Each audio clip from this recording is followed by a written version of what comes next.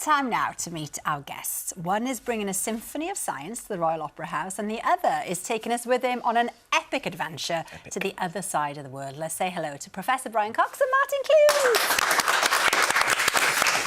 Hello.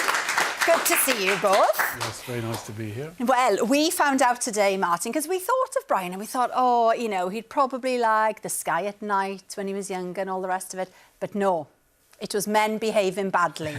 So for you, Brian... One of my favourite shows. Well, it's a bit of a moment, this, isn't it? It is, yeah. I'm a huge fan. Oh. And I did... The thing about that show, though, is it probably encouraged a lot of people to try and do that. And it turned out it was impossible to live that way, it's certainly from my perspective, anyway.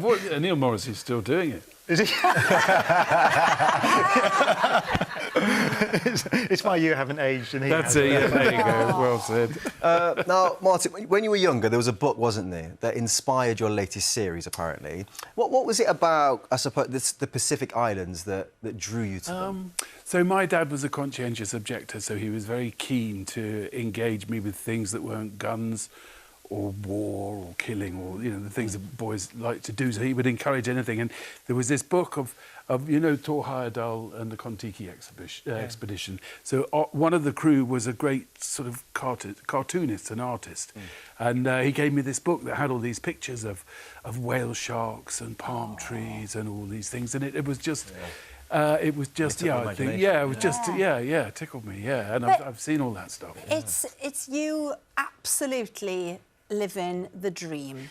It is so beautiful, this programme, and you even managed to find one of the most elusive creatures of the area, super cute. Oh. Have a look. Heidi. Oh, little fella. Oh, how lovely. So, tarsier is a primate. They are more primitive than the monkey. You mean they were around before monkeys were? Yes. Oh, wow. Yeah. Oh, well, maybe that's why he recognises me. We've got similar ears.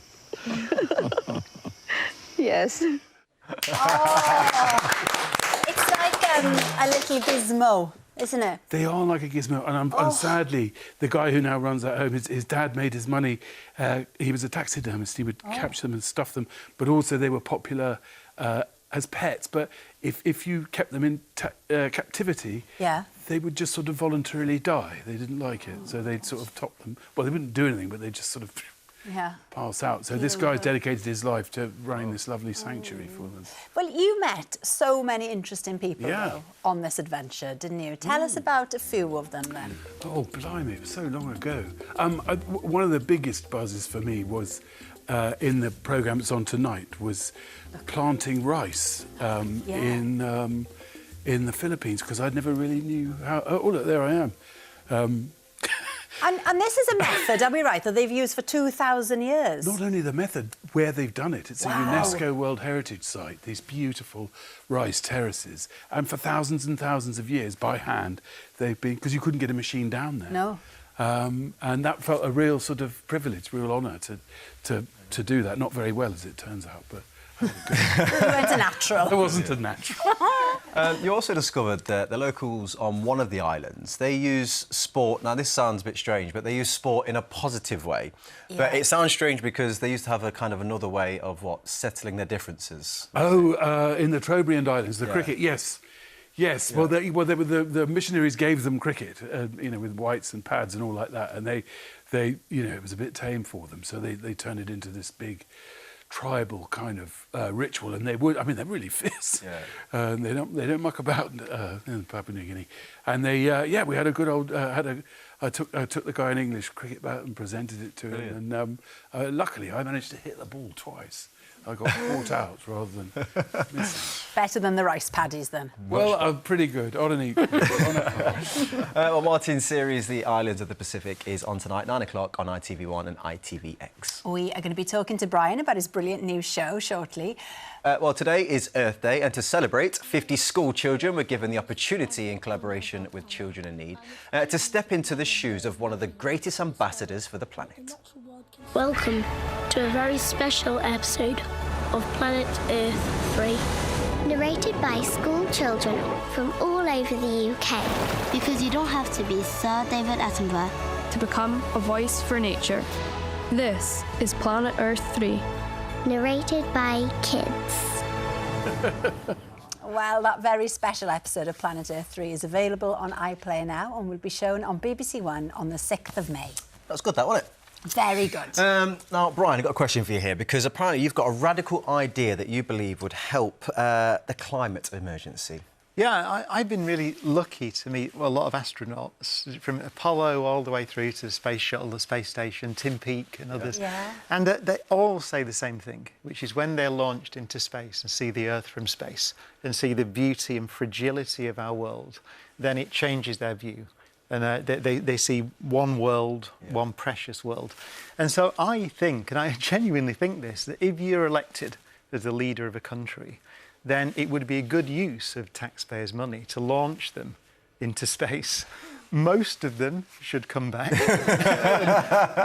but I do think that perspective, we're essentially saying to them, this is the thing that you are responsible for. And I think there's no better way of demonstrating it from certainly the conversations I've had with people who've seen it than actually going there and looking down on the place that you're responsible for. It's a good idea. Send them up there. Right, let's talk to Brian, shall we? Brian, you've combined your two loves, haven't you? Science and music for your latest project. It's called Symphonic Horizons. Tell us a bit about it. Well, the idea is, you know, science tells us about the universe, and the numbers are unimaginable and frightening. They're terrifying. You know, our galaxy has 400 billion stars in it. There are over 1 trillion planets. All of the stars you see in the sky have a solar system, and that's one of 2 trillion galaxies in the piece of the universe we can see. And the universe is 13.8 billion years old. And you can go on and on with these tremendous statistics, beautiful images. But the question is, what are we to make of that? Because they're terrifying, unimaginable numbers. And then I realised that people have been asking this question. I say at the start, you know, what does it mean to live a finite, fragile life in an infinite, eternal universe? It's a central question. And I realise that people have been thinking about this, obviously, of course, for a long time. And some of the great composers, the great classical composers, so Mahler and Strauss and Sibelius that we use in this show, they've all thought about these things and given actually quite eloquent answers. And Mahler in particular, he said once, someone asked him, what are you trying to say with your music? And he said, well, if I could say it, I wouldn't have written it. So there are these sort of, I don't know, responses to what it means to live these fragile lives in this, some of the most magnificent music ever written. And so the idea is to put these things together and see what happens, basically. And create a really magical night. Here you are, alongside the Britten Symphonia, playing what else, of course, the theme from 2001, A Space Odyssey.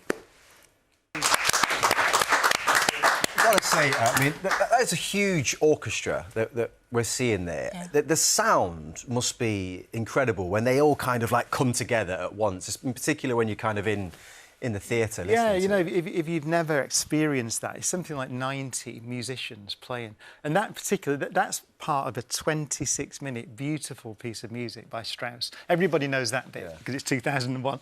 But it goes on this wonderful journey. But that particular bit, they're not allowed to rehearse in a rehearsal room because it's too loud. Too loud. So the only time orchestras play that is when they're in a symphony hall, because it's everybody playing that. Right. It's a tremendous experience. Wow. Yeah. You were talking to us earlier about the galaxy and these infinite numbers that that you were giving out to us, which are hard for us to kind of get our head around at times. We've seen these incredible images from the James Webb Space Telescope. Look at these, this Martin. Blew my mind when I saw this. Number one, when I found out where the telescope actually was that was taking the pictures, and number two, like, do you get excited when you see it still? Oh, I mean, that photograph. I mean, these are photographs of the universe, and it's so. You know, every one of those points of light, by the way, is a star. Yeah, exactly. What are we seeing there then? You're seeing a star-forming region, so they're stellar nurseries. These are birthplaces of stars. So you can see every point there is a star. Many of them will be bigger than our sun. And then you've got these dust clouds. And that's, our solar system would have formed out of something like that 4.5 billion years ago. So they really do transport the imagination, but then to make sense of it, That's the part. you need as many things as you can. That's why the music helps. Yeah. Because to try and make sense of that beauty. Yeah. And it just calms you when you start losing it, you know? Yeah. Oh, it never calms you down. I think it's always terrifying, cosmology. I think that's the thing. Oh, God. OK, well, Brian will perform Symphonic Horizons at the Royal Opera House from the 30th of July until the 4th of August. And don't forget, his huge back catalogue of work is obviously on iPlayer, if you want to dip in there as well. A quick one for you, Brian. It's called Quick Game, Big Questions, but Short Answers. You've got 30 seconds. Ali asks, does the universe have an end? We think it will exist forever, but we think there will come a time when no stars are left in the universe. So all the stars will cease to shine. Oh, that's too sad. No, there's a tiny window, maybe, when life can exist in our infinite, eternal universe. And that's one of the questions we try and explore. What are we to make of that? Where is that tiny window? Sounds incredible. We've got to thank you both. Thank you so much for coming on today. We've got a brilliant week coming up with guests including Imelda Staunton, Leah Williamson and John Cleese. Back tomorrow, and joining us will be Abby Clancy and actor Chris Haddad. We'll see you then. Bye-bye. Oh, my God.